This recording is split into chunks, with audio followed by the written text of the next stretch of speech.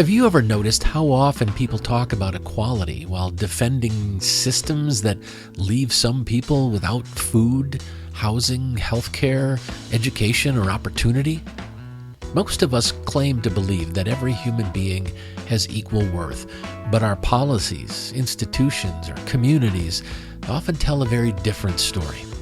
Somewhere along the way, many basic human needs stopped being treated as necessities and started being treated as privileges that have to be earned. Welcome to Mythologizing the Bible, where we'll be taking a look at 3 readings from the Christian Bible through the lens of sacred myth. As we reflect on the readings for the solemnity of the most holy body and blood of Christ, we'll explore what equality actually requires. Recognizing our shared human vulnerabilities, embracing our responsibilities to one another, and ensuring that the resources people need to flourish are accessible to everyone. In this episode, we're asking a challenging but practical question. If every human person has equal dignity, why do we continue building systems that ration basic human needs according to wealth, status, geography, or privilege? Because it seems strange to celebrate symbols of shared nourishment while millions of real people are still struggling to find enough nourishment to survive. So grab a comfy seat, a glass of your favorite beverage, and let's look at some ancient stories together in this edition of Mythologizing the Bible, where we'll be exploring the readings for the solemnity of the most holy body and blood of Christ, Cycle A of the Roman Catholic Lectionary. In this series, we're exploring readings from the Bible through the lens of sacred myth, looking for interpretations and lessons that don't require belief in the supernatural. These texts were written by pre-scientific people, shaped by their own cultures, needs, and agendas, not as history books or scientific manuals, but as meaning-making stories for their communities. And just like believers approach these writings through the lens of faith, I approach them through a more humanistic lens, one that's grounded in the idea that certain foundational values helped humans evolve and flourish. Now, you might agree with the lessons I find, or you might find something completely different. That's the beauty of treating these writings as sacred myth. We're free to negotiate with the text and discover whatever insights we need right now. So with that, let's dive in. As I said, tonight we'll be looking at the readings for the solemnity of the most holy body and blood of Christ, also commonly known as the Feast of Corpus Christi. Our first reading is from Deuteronomy. It's chapter 8, verses 2 and 3, and then verses 14b through 16a. Our second reading is from 1 Corinthians, chapter 10, verses 16 through 17, and our gospel reading is from John. It's chapter 6, verses 51 through 58. Now we'll start by going through all 3 of the readings, then we'll look for the messages and the main lesson in each one. Finally, we'll bring everything together, look at what it means for us today, and talk about where we go from here. So with that, let's begin. Our first reading is from Deuteronomy. Remember how the Lord your God led you all the way in the wilderness these 40 years, to humble and test you in order to know what was in your heart, whether or not you would keep his commands. He humbled you, causing you to hunger and then feeding you with manna, which neither you nor your ancestors had known, to teach you that man does not live on bread alone, but on every word that comes from the mouth of the Lord. Do not forget the Lord your God, who brought you out of Egypt, out of the land of slavery. He led you through the vast and dreadful wilderness, that thirsty and waterless land, with its venomous snakes and scorpions. He brought you water out of hard rock. He gave you manna to eat in the wilderness, something your ancestors had never known. Our second reading is from 1 Corinthians. Brothers and sisters, is not the cup of thanksgiving for which we give thanks a participation in the blood of Christ? And is not the bread that we break a participation in the body of Christ? Because there is one loaf, we who are many are one body, for we all share the one loaf. And our gospel reading is from John. I am the living bread that came down from heaven. Whoever eats this bread will live forever. This bread is my flesh, which I will give for the life of the world." Then the Jews began to argue sharply among themselves, "How can this man give us his flesh to eat?" Jesus said to them, "Very truly I tell you, unless you eat the flesh of the Son of Man and drink his blood, you have no life in you. Whoever eats my flesh and drinks my blood has eternal life, and I will raise them up at the last day. For my flesh is real food, and my blood is real drink. Whoever eats my flesh and drinks my blood remains in me, and I in them." Just as the living Father, back and take a critical look at these readings and see what learnings and lessons we can find if we dig around just a little bit. So our first reading was from the book of Deuteronomy. And this reading, it looks back on the Israelites' time wandering in the wilderness. And like many stories in the Hebrew Bible, there are mythological elements woven into the narrative, including the miraculous appearance of manna from heaven. But if we look beneath the supernatural details, we find a deeply human observation. The wilderness has a way of stripping away illusions. Out there, titles, they don't matter very much. Wealth doesn't matter very much. Social status doesn't matter very much. Hunger has a remarkable ability to remind everyone that they're human. And one of the challenges facing every society is that people often forget how much they have in common. We divide ourselves by nationality, religion, race, politics, income, education, profession, just countless labels. Some people convince themselves that they are fundamentally different or somehow more deserving than others. Yet beneath all those distinctions, every person experiences the same basic realities. We all need food and water, shelter, safety, belonging, and care. We all experience pain, loss, uncertainty, and we all have dependence on other people. The wilderness described in this reading, it becomes a powerful equalizer because it exposes those universal truths. This is one reason why equality matters so much. Equality doesn't mean that every person is identical or that everyone will believe the same things or make the same choices in life. It means recognizing that every human being possesses the same inherent worth and deserves the opportunity to meet their basic needs and pursue a meaningful life. Too often, societies become obsessed with ranking people according to wealth or power or fame or social status. But nature has a way of reminding us that no amount of money, influence, or prestige will exempt anyone from being human. The billionaire CEO and the janitor, they both get hungry.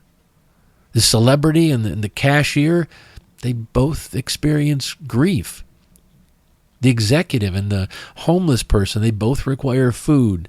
They both need shelter and human connection.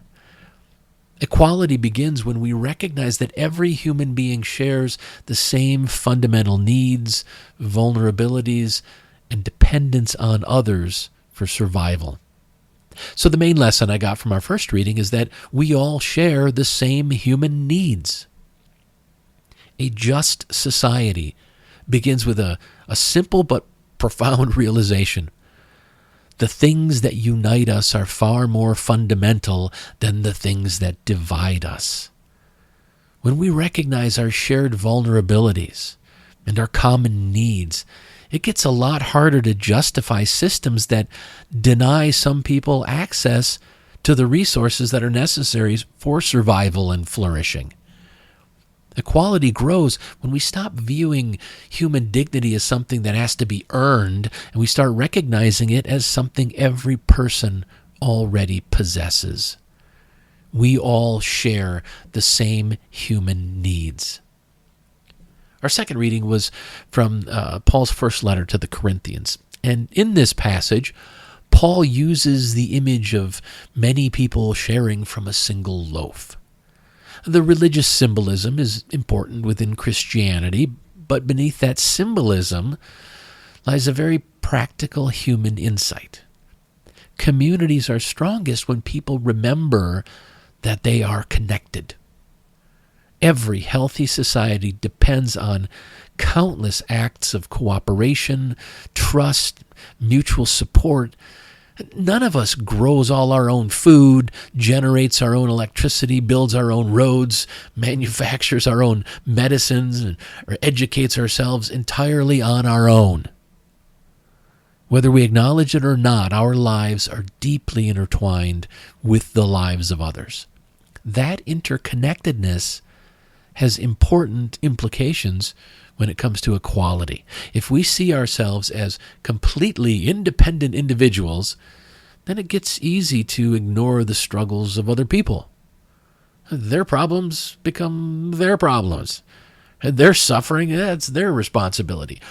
But when we recognize that we are part of something larger than ourselves, the conversation changes. Suddenly, inequality, it's not just somebody else's issue. A child going hungry, a family lacking health care, or a community that's denied opportunity, well, that affects the health of the larger society as well. Shared well-being, it means shared responsibility. This is one of the reasons equality is about more than just treating people politely or believing everyone has value. It requires building communities where that value, where equality is reflected in very practical ways. Modern culture too often celebrates radical individualism and self-reliance. It encourages people to think of success as some sort of purely personal achievement. But every success story rests on countless invisible contributions from parents, teachers, workers, neighbors, public infrastructure, social institutions. Recognizing those connections, it helps cultivate humility, and it can remind us that fairness is it's not just about what we receive. It's also about what we owe to one another. Equality flourishes when we stop seeing ourselves as isolated individuals and we begin recognizing our responsibility to one another as members of a shared community. So the main lesson I got from our second reading is that we rise or fall together. A healthy community is not just a collection of individuals pursuing their own interests. A healthy community is a network of relationships that are built on mutual care, cooperation, and shared responsibility. Equality grows when we understand that the well-being of one person is connected to the well-being of everyone else. The stronger those connections become, the stronger and more resilient the entire community becomes. Because whether we like it or not, we rise or fall together. Okay, our final reading was from the Gospel of John. And John chapter 6 contains some of the most debated and controversial language in the New Testament. For centuries, Christians have argued about what Jesus meant when he spoke about eating his flesh and drinking his blood. Entire theological systems were built around these verses, and churches have divided over their interpretation. But if we step back from the metaphysical debate for a moment, I think another question emerges. Why is the conversation so often focused on the nature of the bread instead of the purpose of the bread? At its heart, this passage is concerned with nourishment, with sustenance, with life itself. One of the striking features of the imagery here is its universality. The invitation is not directed toward kings, priests, the wealthy, or some special class of insiders. The source of nourishment is presented as being available to everyone. That idea has profound implications when it's viewed through the lens of equality. A healthy society does not reserve life-giving resources for a privileged few while everyone else struggles for scraps. It recognizes that access to food, education, health care, opportunity, knowledge, community, those shouldn't be determined by wealth or status, shouldn't be determined by race or nationality or social position. If something is truly necessary for human flourishing, fairness and equality demand that it be available to everyone. This is where the reading becomes surprisingly relevant to modern life, because we live in a world that's capable of producing extraordinary abundance. And yet millions of people still lack access to basic necessities. We have enough food to feed everyone, yet people go hungry. We possess incredible medical knowledge, and yet many can't afford health care. We have unprecedented access to information, but educational opportunities are still deeply unequal. The challenge is not usually whether enough resources exist. The challenge is how those resources are actually distributed in the first place. Equality asks us to move beyond charity and redistribution alone and begin building systems that ensure that every person has a genuine opportunity to flourish. A truly just society ensures that every person has access to the resources they need, not just to survive, but to thrive. So the main lesson I got from our gospel reading is that everyone deserves a place at the table. Equality becomes real when access replaces exclusion and when opportunity replaces privilege. A just society, it's not measured by how well its most powerful members are doing, but by whether ordinary people can meet their needs, develop their potential, and participate fully in community life. When vital resources are treated as the shared inheritance of humanity rather than the exclusive property of a fortunate few, everyone benefits. Everyone deserves a place at the table. All right, let's review the lessons we've talked about so far. In our first reading from Deuteronomy, the main lesson I came away with was we all share the same human needs. In our second reading from 1 Corinthians, the main lesson I got was we rise or fall together. And finally, the main lesson I got from our gospel reading was everyone deserves a place at the table. Equality begins with a simple but often forgotten truth. Every one of us enters life with the same basic human needs and vulnerabilities. No matter how much wealth, status, power, or prestige we accumulate, we all depend on food, shelter, safety, community, and care. Once we recognize that shared humanity, it gets easier to see that our lives are deeply connected and that the well-being of one person affects the well-being of everyone else. And if we truly believe that every human being possesses equal worth, then we have to move beyond merely talking about equality.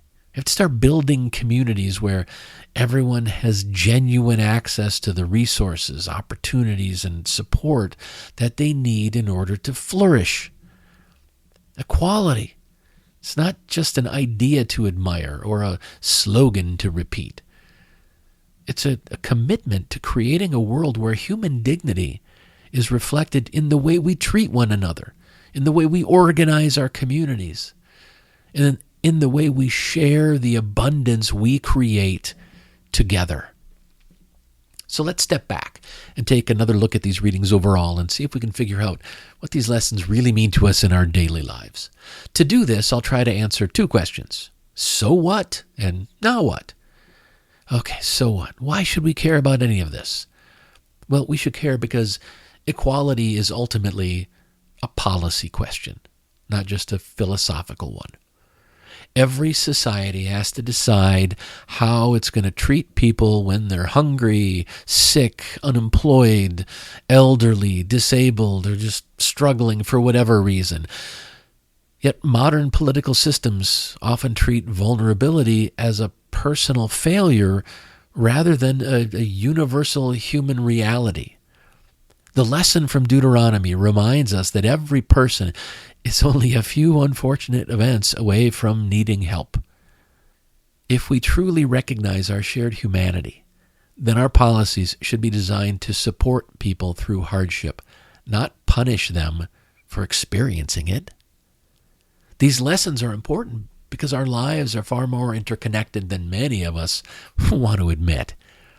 Climate change, migration, economic instability, pandemics, global supply chains, they've all demonstrated what happens to one group of people eventually happens to everyone else. Yet many political movements continue to thrive by convincing us to fear outsiders and to retreat behind walls, both literally and figuratively. If we genuinely believe that human beings are part of a shared community, then our circle of concern can't stop at a border or a passport or skin color or legal status. Equality asks us to see the humanity in people long before we categorize them. We should care because access to life-sustaining resources is one of the defining moral questions of our time.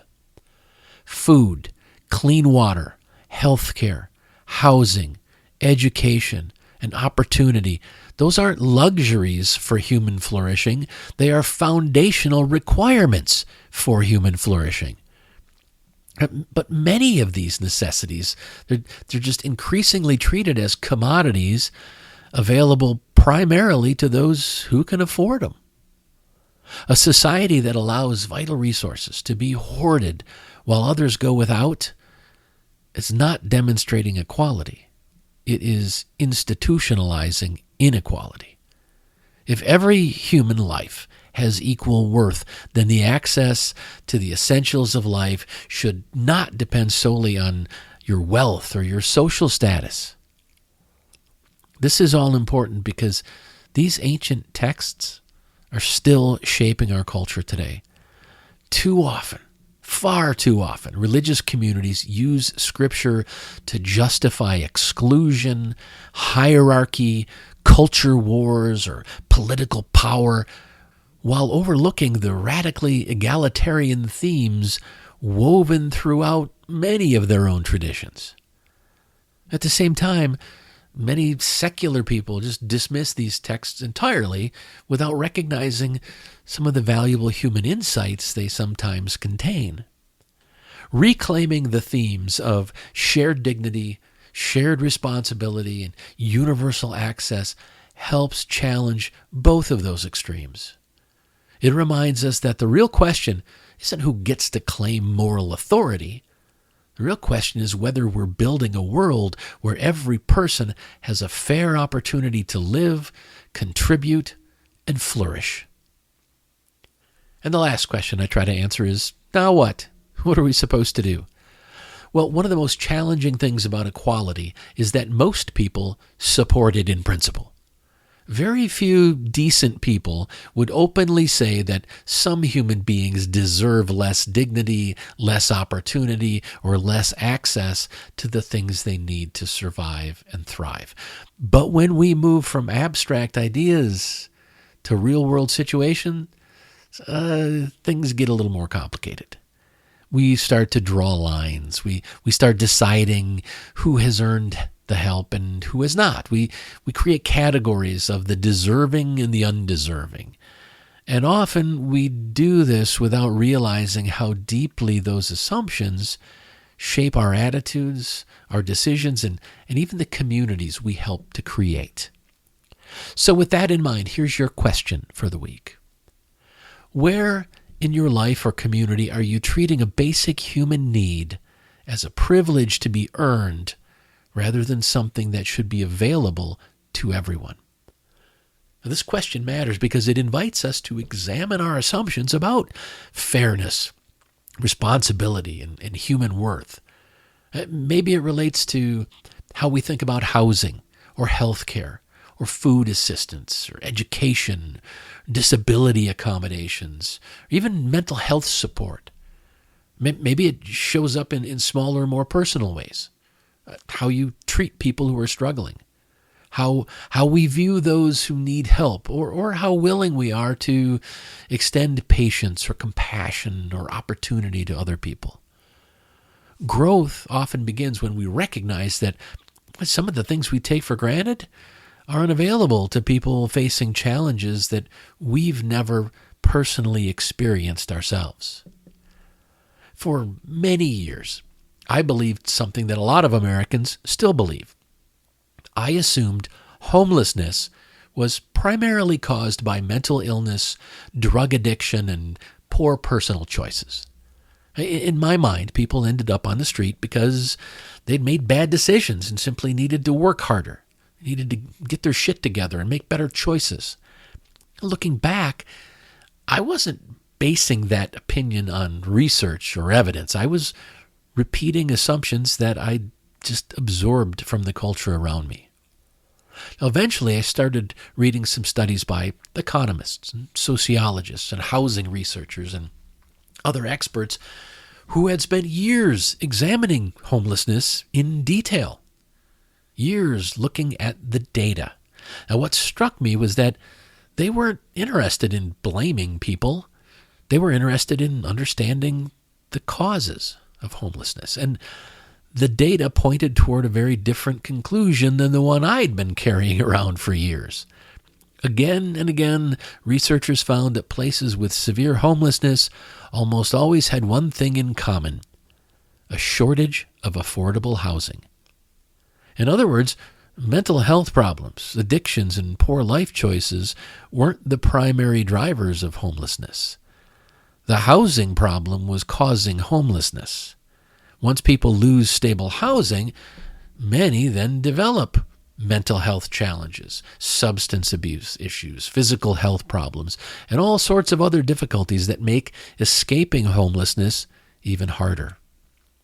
One example that really challenged my thinking was learning about boarding houses. For generations, boarding houses provided inexpensive rooms for workers who couldn't afford an apartment or a home. And many of these were located near jobs or public transportation, allowing people to remain employed while living pretty modestly. Over time, however, communities began zoning the boarding houses out of existence. The same thing started happening with other forms of higher density housing. Right? Homeowners, well, they don't like new housing developments because they're worried about neighborhood character, or traffic, or property value. If I live in a nice suburban single-family home, I don't want a big apartment complex going in right next door. The result is that many cities simply stopped building enough housing to keep up with population growth. This is a documented fact. It's data. We created policies that restricted access to a basic human need and then acted surprised when people ended up without it. That realization forced me to confront an uncomfortable question. Was I treating housing as something every human being needs, or as a privilege that people had to earn? The more I learned, the more I realized that many of the people I had once blamed were actually living with the consequences of decisions made by the rest of us. And that's why this week's question matters. Sometimes inequality isn't just about what we do to people. Sometimes it's about the systems we build, the assumptions we hold, and the barriers we quietly accept because they benefit us. Growth begins when we're willing to challenge those assumptions and ask whether we're helping create a world where everyone has a fair opportunity to meet their most basic human needs. So spend some time with our question this week. Where in your life or community are you treating a basic human need as a privilege to be earned rather than something that should be available to everyone? Like always, the goal is not to create guilt or shame. The goal is awareness. When we become more conscious of the barriers people face, we get better equipped to build communities that are fairer, more compassionate, and more inclusive. Sometimes the result is a change in attitude. Sometimes it leads to a change in policy. Sometimes it simply changes how we treat the people around us. But every meaningful step toward equality begins with the willingness to question our assumptions and imagine what a more just community actually looks like. Well, before I wrap things up, I'd like to leave you with one more thought. 19th century American orator, agnostic, and social reformer Robert G. Ingersoll once wrote, "Justice is the only worship. Love is the only priest. Universal compassion is the only path." I love this quote because it completely reframes what many people think morality is supposed to be about. Too often, discussions about justice, they get cold and legalistic and almost transactional. We start arguing about who deserves help, who has earned assistance, who belongs, who doesn't belong, and where we should draw this line or that line. But Ingersoll pushes us in a different direction. He suggests that our highest moral responsibility isn't defending institutions or doctrines or traditions, and certainly not ideologies. Our highest moral responsibility is creating a world where justice and compassion are extended as broadly as possible to our fellow human beings. That idea connects directly to this week's question. When we start treating basic human needs as privileges to be earned rather than necessities to be shared, we inevitably begin building gatekeepers. We create categories of deserving and undeserving people. We convince ourselves that some people should have access to food, housing, healthcare, education, safety, or opportunity, while others should somehow prove they're worthy first. But if we truly embrace universal compassion, then our first question changes. Instead of asking, well, has this person earned our help? We start asking, well, what does this person need in order to flourish? That doesn't mean abandoning personal responsibility. It doesn't mean pretending difficult choices don't matter or won't have to be made. It means recognizing that every human being possesses inherent worth before they accomplish anything, before they earn anything, before they prove anything. Equality starts there. Justice starts there. And maybe most importantly, compassion needs to start there. Justice is the only worship. Love is the only priest. Universal compassion is the only path. Ingersoll reminds us that fairness is not just about following rules or treating people identically. It's about creating conditions where human beings can truly thrive. It is about expanding our circle of concern instead of narrowing it. And it's about refusing to let fear, prejudice, politics, or privilege determine who gets access to the things that make a meaningful life possible. If universal compassion is truly the path, then the challenge in front of us is pretty clear.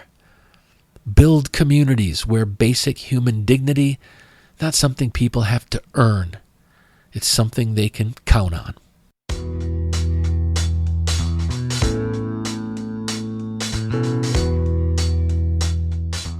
All right, we've come to the end of this episode. Thanks for joining me. I'll be back again next week. But in the meantime, I encourage you to engage with our question for the week and pay attention to the important lessons you come across wherever you find them. You'll create a more purposeful and joyful life, and you'll start to feel more connected to the world and the people around you. I hope you enjoyed this episode of Mythologizing the Bible as we did a deeper dive into the readings for the Feast of Corpus Christi, Cycle A of the Roman Catholic Lectionary. Remember that equality is a commitment to creating a world where human dignity is reflected in the way we treat one another, organize our communities, and share the abundance we create together. The Bible readings used for this episode are from the Holy Bible, New International Version, NIV, copyright 1973. Mythologizing the Bible is a live-streamed series held most Thursdays at 8 p.m. Eastern Time on twitch.tv/thecodaproject. Every week, the audio of these Mythologizing the Bible presentations is released as a podcast. You can find the podcast at thecodaproject.com or on Spotify, Apple Podcasts, YouTube, and Pocket Casts.